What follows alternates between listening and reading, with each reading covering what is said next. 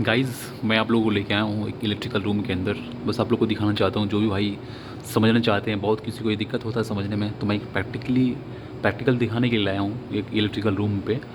तो ये गाइज़ है, ये है, इसको बोलते हैं मेन डिस्ट्रीब्यूशन बोर्ड, एमडीबी। तो एक्चुअली ये आता कहाँ से है? एक्चुअली ये ट्रांसफार्मर से डायरेक्ट यहाँ फीड हो रहा है।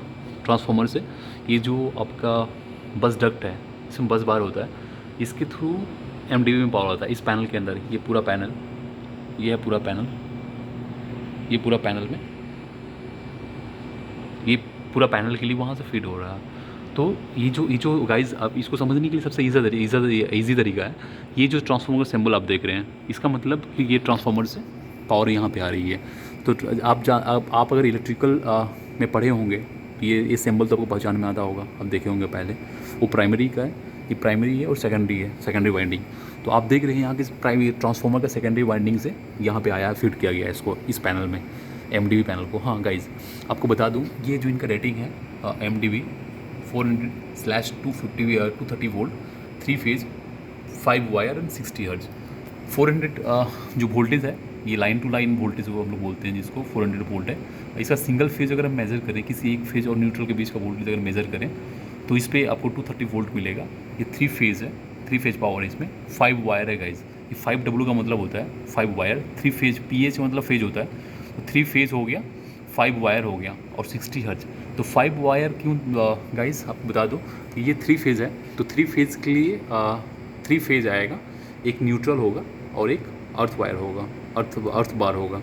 तो ये टोटल 5 वायर इसलिए लिखा गया उस पर, ताकि वहाँ से 5 केबल या 5 जो बार होगा अलग अलग, वो आएगा।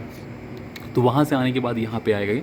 अगर इसको आप फॉलो करें इस लाइन को, तो आप देखेंगे कि यहाँ पे आएगा ब्रेकर में, ये जो ब्रेकर लगा हुआ है गाइज, ये ब्रेकर है, ये एक्चुअली ACB है, एयर सर्किट ब्रेकर।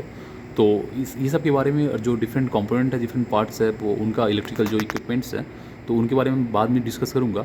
मैं आपको जस्ट ओवरव्यू दे रहा हूँ इसका कि ये कैसे इसमें डिस्ट्रीब्यूट किया हुआ है। तो ये ब्रेकर में आएगा पहले। ब्रेकर से आउट होने के बाद यहाँ पे जैसे देखेंगे आप, यहाँ पे एक कॉमन बस बार है, एक कॉमन बस बार है पूरा थ्रू आउट द पैनल। ये इसमें डिस्ट्रीब्यूट किया हुआ है इस पैनल में, वहाँ तक देखेंगे पूरा पैनल में।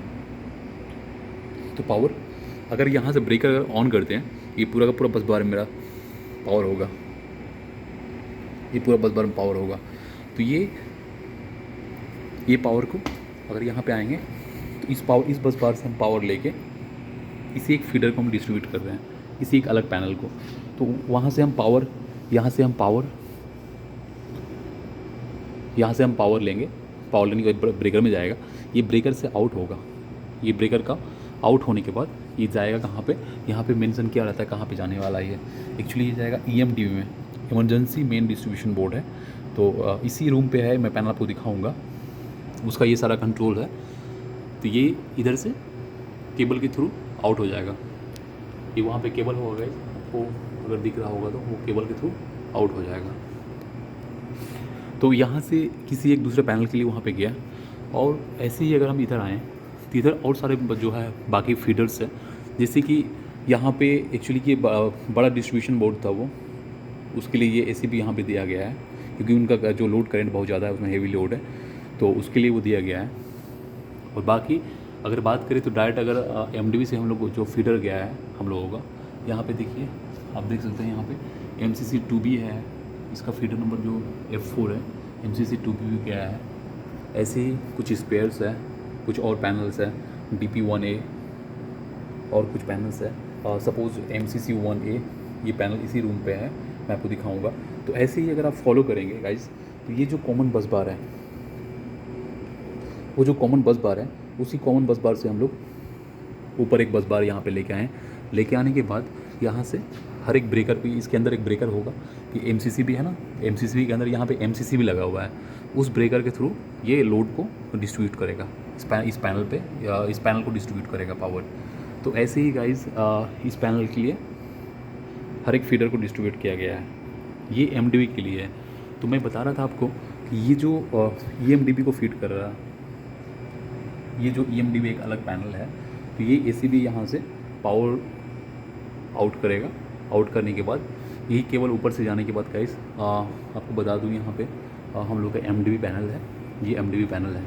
इस एमडीबी पैनल में पावर आएगा। जो पावर वहाँ पे था सेम पावर उसका आउट होने के बाद यहीं पे same 400 volt / 230 volt 3 phase 5 what 60 hertz वही पावर यहाँ पे आएगा। यहाँ पे आने के बाद गाइस यहाँ पे एक ब्रेकर होगा, यहाँ पे एक ब्रेकर होता है।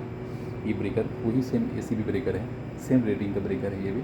तो ये ब्रेकर में आएगा, ब्रेकर अगर ऑन रहेगा तो आपका ये बस बार पे चला जाएगा पावर। ये बस बार भी वैसे ही कॉमन है जैसे आपको दिखाया था वहाँ पे, ऐसे ही थ्रू आउट डिस्ट्रीब्यूट किया हुआ है पूरा पैनल में EMDB। तो गाइज ये EMDB है, इमरजेंसी मेन डिस्ट्रीब्यूशन बोर्ड है। एक्चुअली इसका ज़रूरत क्यों पड़ता है कि बहुत ऐसा लोड है हम लोग के पास जिसको पावर चाहिए, जिसको अगर पावर कट होता है तो उसमें इशूज़ हो सकता है, कोई प्रॉब्लम हो सकती है।